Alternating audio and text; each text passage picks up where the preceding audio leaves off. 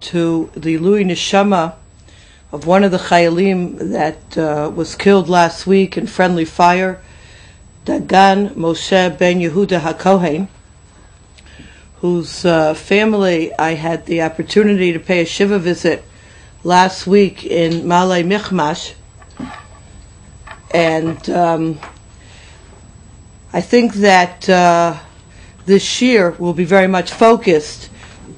At times we'll bring in some of the stories I heard about this young commander, a person who was dedicated to Torah, who spent his life learning Torah and was very much in love with Torah, as well as, I think, allowing us to tap into the entire situation that Am Yisrael is facing currently in Eretz Yisrael and the world at large.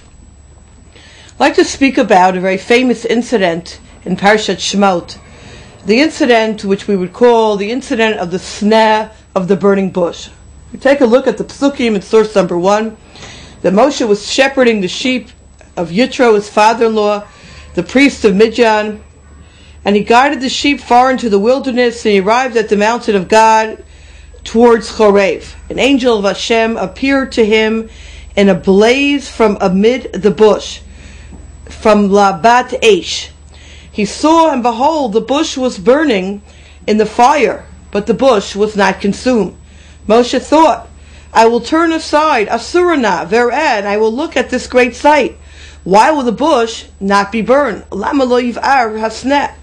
Hashem saw that he turned aside to see, and God called out to him from amid the bush and said, Moshe, Moshe, replied, Here I am. He said, Do not come closer to me, to here. Remove your shoes from your feet, for the place upon which you stand is holy ground.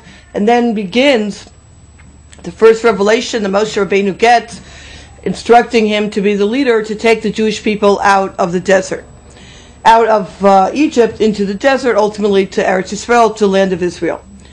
Now obviously when looking at these psukim, and this is what Rav Rice points out in Kriyei Moed in source number 2, we can't look at it be'ofen shitchi, on a very superficial level, that we're just looking at Moshe Rabbeinu was amazed by some type of supernatural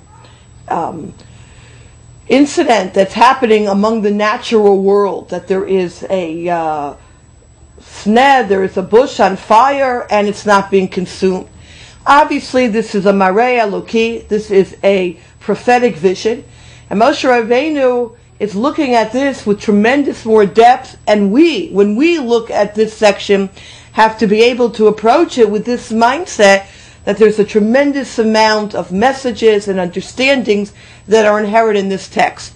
Obviously, with the time consideration that we have, we're just going to be focusing on a number of ideas, but clearly not encompassing all that there is to be found here. There's a tremendous amount of layers to uncover and to learn.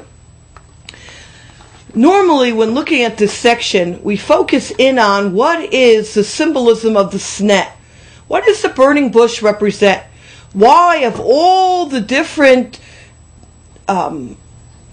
things that are found in the creation and things that are found in the world, why specifically does God appear to Moshe Rabbeinu in a burning bush? And we will deal with that because we need to. But my focus, instead of the bush itself, is a little bit different today. And that is the Labat Eish, that the angel is found amidst the fire. And as Rav Rice notes in source number 4, Hagilui HaNiflash Nira B'Oto Sha'ah Haya B'Libat Eish Mitoch HaSneh. It's from the heart of the fire, of the flame among the sneh.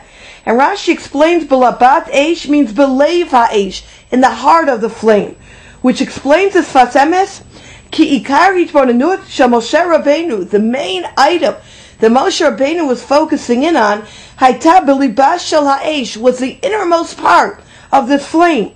Ubema Shematzui B'Pnimiuta, what is going on in the innermost part. V'lo rak b'gluyeh ha'chitzonim. What was interesting, Moshe Rabbeinu, was not just the phenomena of how come the sneh, the bush, isn't being consumed, but what is this function of this Labat Eish? What is this aspect of this fiery flame where the angel's appearing and is speaking from amidst the fire, inside, the innermost part, the lave, the heart of the fire, the heart of the flame.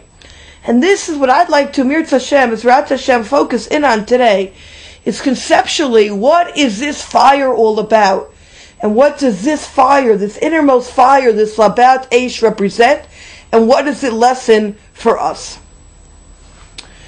Secondly, we need to understand that it's only when Moshe Rabbeinu stops to look, Batu lo yivar hasneh, how come the bush isn't being burnt, isn't being consumed? Only then Hashem sees that he stops to look, and Hashem calls to him, and that's the beginning of the revelation. We also need to focus in on the dynamics of Moshe Rabbeinu stopping, looking, asking, and Hashem's response.